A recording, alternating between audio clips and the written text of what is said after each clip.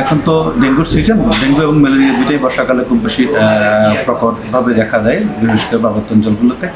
তো আমরাও সেই সুবাদে আমরা সেটা প্রতিরোধ করার জন্য বর্ষার আগমনের আগে থেকেই আমরা মানুষকে সচেতন করে তুলি।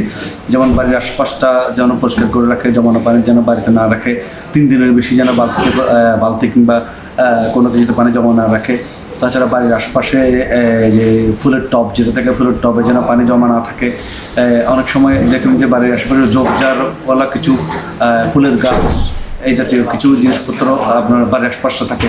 আমরা বলি যে এগুলো যেন পরিষ্কার পরিচ্ছন্ন রাখে। আর এটাই হচ্ছে যে মূলত ডেঙ্গু এবং ম্যালেরিয়া দুইটার প্রতিরোধের জন্য মেইন পদক্ষেপ হচ্ছে এটাই।